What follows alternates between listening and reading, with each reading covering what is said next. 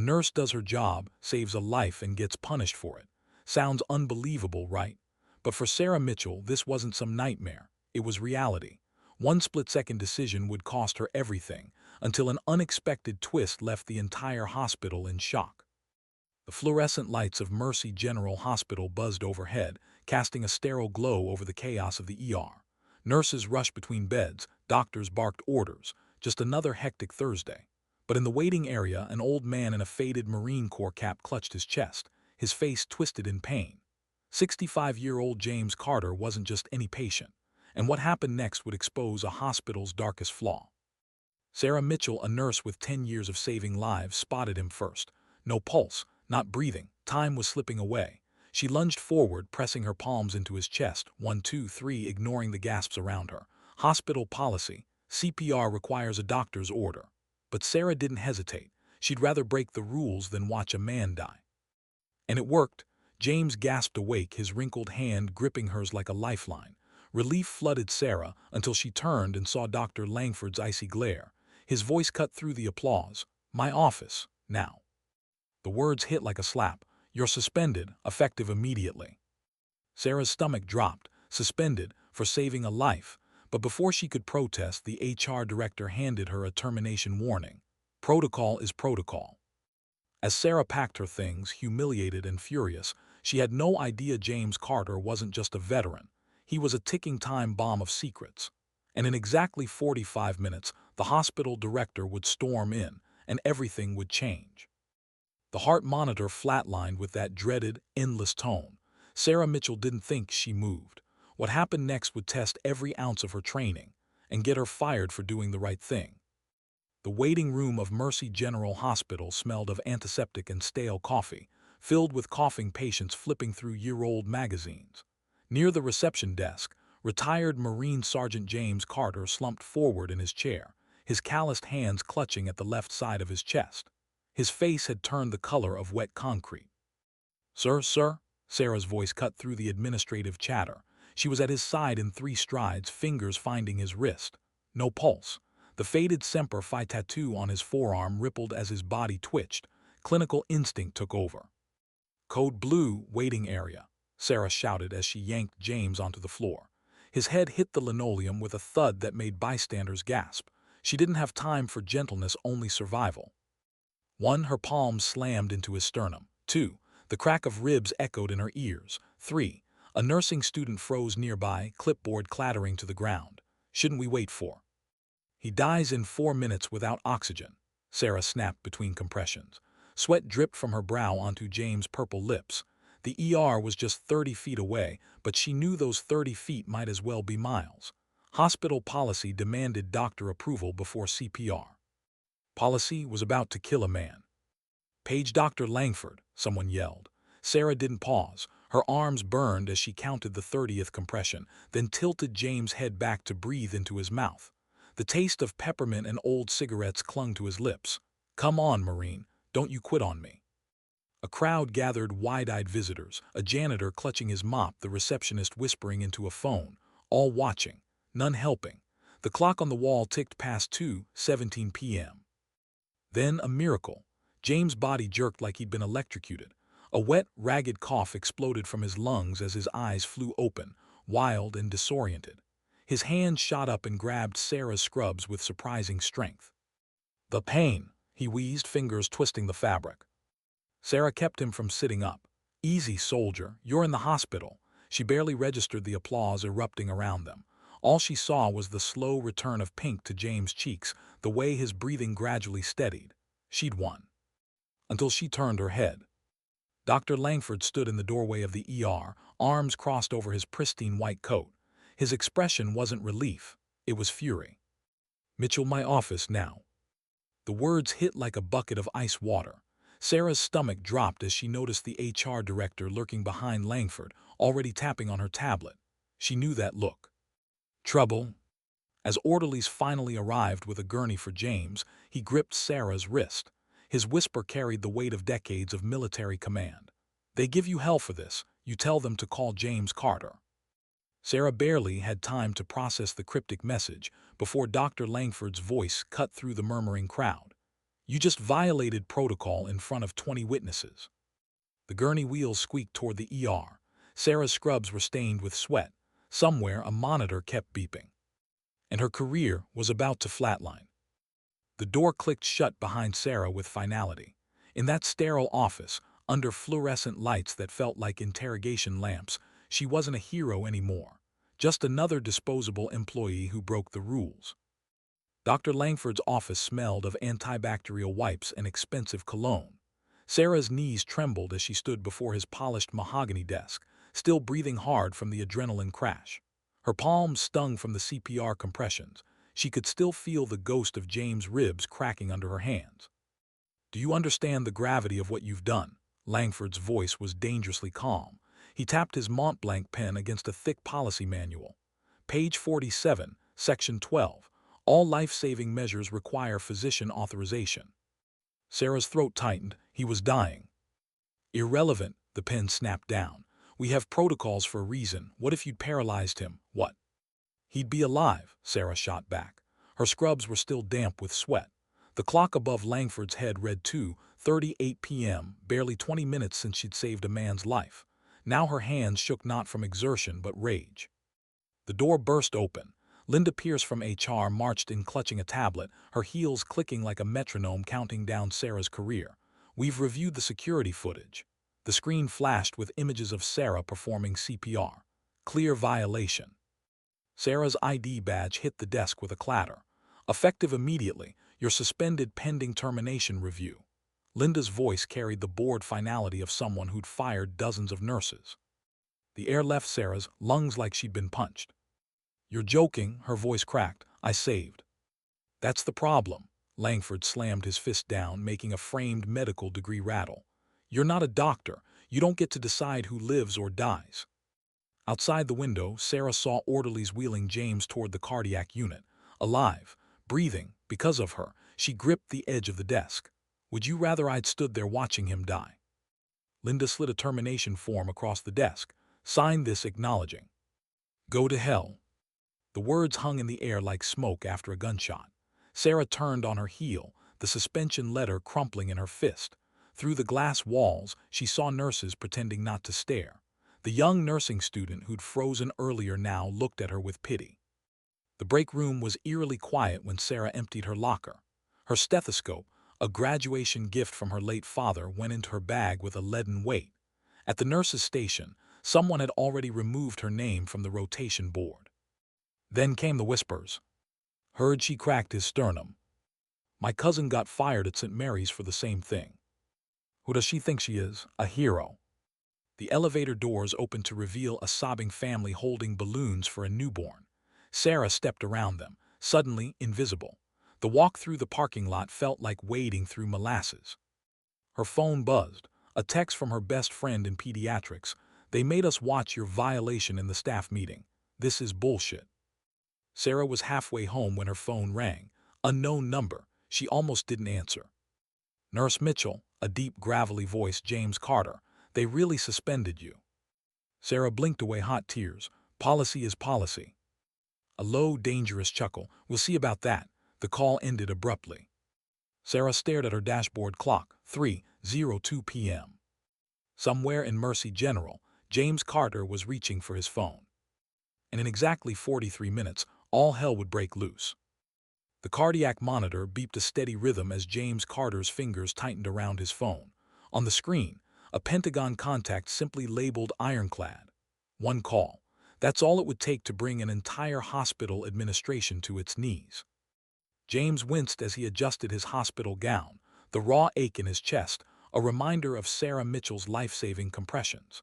The TV in his private room murmured about a local charity gala, the same one where Mercy General's board members would be schmoozing tonight.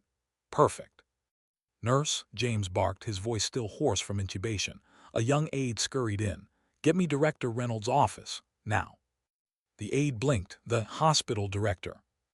"And while you're at it," James pulled a dog tag from under his gown, the metal gleaming under fluorescent lights.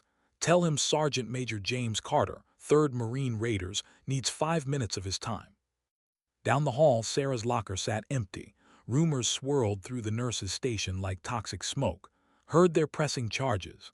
My shift's over, I'm not covering her patients. But in room 412, history was being made. The door burst open.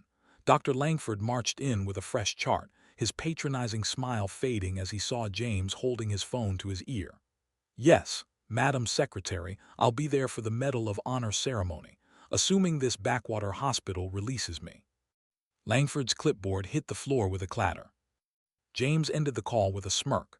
Problem, doctor. He slowly rolled up his left sleeve, revealing a tattoo few civilians would recognize, a winged dagger with MARSOC beneath it. Special operations, the real deal. You suspended the nurse who saved my life.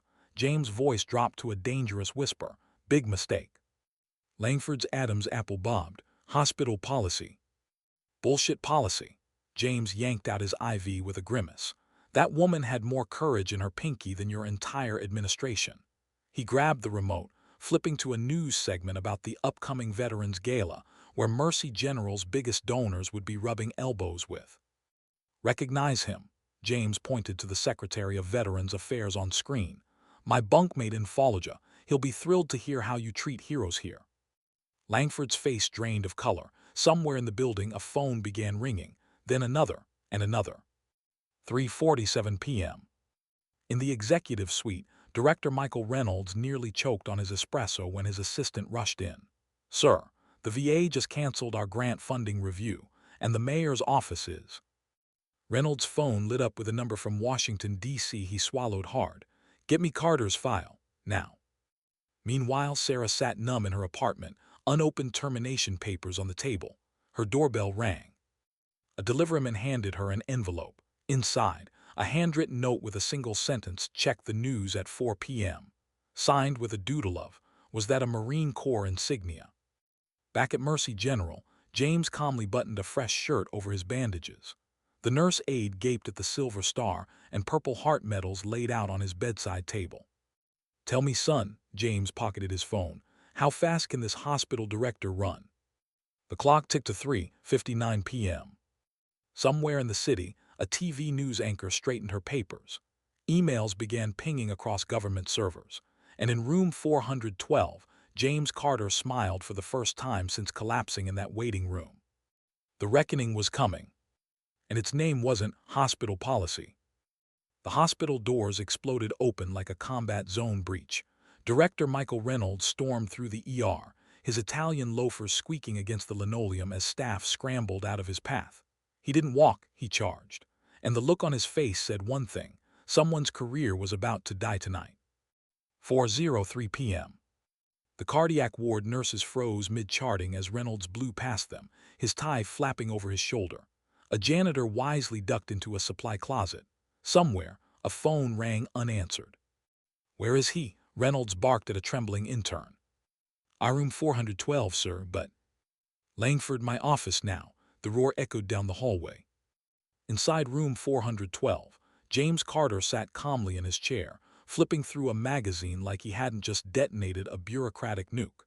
His dog tags gleamed against his hospital gown. Reynolds skidded to a stop in the doorway, his face flushed. Sergeant Major Carter, he sucked in a breath. I only just heard about this. Misunderstanding. James didn't look up. Misunderstanding, he turned a page. Your chief of staff suspended a nurse for saving my life. Seems pretty clear to me. Down the hall, Dr. Langford stumbled out of the elevator, his usual arrogance replaced by sheer panic. He nearly collided with Linda Pierce, whose tablet now displayed a very different message. Urgent. VA funding suspended. 4:12 p.m. The director's office was ice cold. Reynolds stood behind his desk, gripping the edge like he might flip it. Langford and Linda stood rigid, their earlier confidence shattered. Explain, Reynolds hissed. How the hell we lost $12 million in VA grants in 20 minutes? Linda's voice cracked. Policy 4712 states. Policy? Reynolds threw a folder across the room. Papers scattered like confetti. That policy just got us blacklisted by the Secretary of Veterans Affairs. Langford opened his mouth, but Reynolds cut him off. You suspended a nurse for CPR, in front of a MARSOC raider. Are you trying to get us on the news? A notification pinged on Reynolds' computer. He paled. Oh, you've got to be kidding me. The screen showed a breaking news alert. Local hospital under fire for SUSPENDs nurse who saved veteran's life. James Carter's face, smiling beside the Secretary of VA, flashed on the screen. 4:25 p.m. Sarah's phone blew up. Text calls, Facebook tags, her sister screamed through the receiver, "You're trending." A shaky livestream video showed protesters already gathering outside Mercy General with signs, "Reinstate nurse, MITCHELL." Back in the director's office, Reynolds massaged his temples. "Fix this, now." Linda swallowed hard. "We could offer her a settlement quietly." "No," Reynolds' fist hit the desk. "You're going to personally apologize, then you're going to publicly reinstate her, and then," he leaned in, his voice a lethal whisper, "you're going to pray this doesn't reach CNN." 4:42 p.m. A black SUV pulled up to Sarah's apartment. Director Reynolds stepped out, clutching a bouquet of flowers and an envelope. Inside, Sarah watched through the peephole, stunned. The hospital director was on her doorstep. And behind him, leaning against the car with folded arms, James Carter, still in his hospital slippers, grinning like this was the best day of his life. Sarah Mitchell's front door swung open to reveal the last face she ever expected to see. Hospital director Michael Reynolds. Holding flowers like this was a damn apology tour. Behind him, James Carter leaned against a black SUV, grinning like a man who just won a war with a single phone call. 4:45 p.m. The unthinkable apology. Reynolds' polished demeanor had cracked. His tie was crooked. A thin sheen of sweat glistened on his forehead. "Nurse Mitchell." He extended the bouquet like a peace offering. "There's been a miscommunication." Sarah's grip on the door tightened.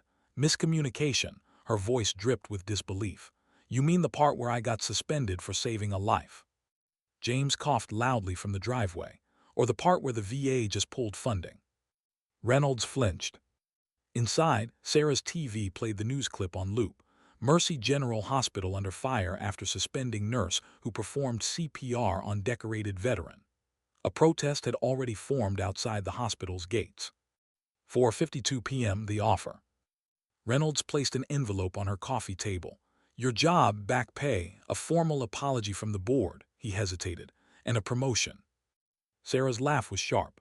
"Let me guess, conditional on me smiling for the cameras."